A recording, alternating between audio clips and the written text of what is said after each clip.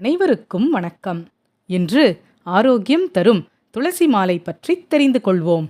பெருமாள் வழிபாட்டில் முக்கியமான ஒன்றாக இருப்பது துளசி இலை. இந்த இலையை தீர்த்தத்தில் போட்டு துளசி தீர்த்தமாகவும் தருவார்கள். இது தவிர துளசி மாலையை உடலில் அணிபவர்களும் உண்டு.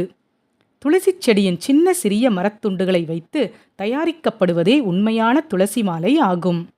இந்த மாலையை நாம் அணிந்து கொண்டால் வெற்றி நம்மை தேடி வரும் என்பதில் எந்த ஒரு சந்தேகமும் இல்லை.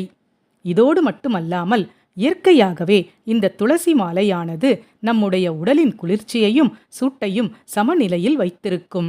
கடையில் இருந்து புதியதாக வாங்கி வரப்பட்ட துளசி மாலையாக இருந்தால் அதை அப்படியே கழுத்தில் அணிந்து கொள்ளக்கூடாது.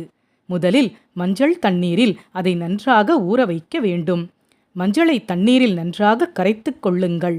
அதன் பின்பு துளசி மாலையை 2 மணி நேரம் அந்த மஞ்சள் தண்ணீரில் ஊற வைத்து அதன் பின்பு நல்ல தண்ணீரில் போட்டு கழுவி அதன் பின்பு உங்கள் வீட்டு பூஜை அறையில் பெருமாள் படத்திற்கு அல்லது மகாலட்சுமி படத்திற்கு சாத்திவிட்டு இறைவனை நன்றாக வேண்டிக் கொண்டு அதன் பின்பு துளசி மாலையை கழுத்தில் அணிந்து கொள்வதுதான் சரியான முறை.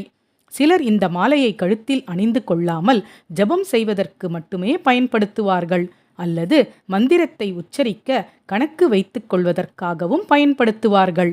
கழுத்தில் அணிந்து கொள்வதற்காக வாங்கினாலும் சரி, ஜபம் செய்வதற்காக வாங்கினாலும் சரி, மேற்குறிப்பிட்ட முறையை செயல்முறைப்படுத்திய பின்புதான் துளசி மாலையை பயன்பாட்டிற்கு கொண்டு வர வேண்டும் என்பது சாஸ்திரம்.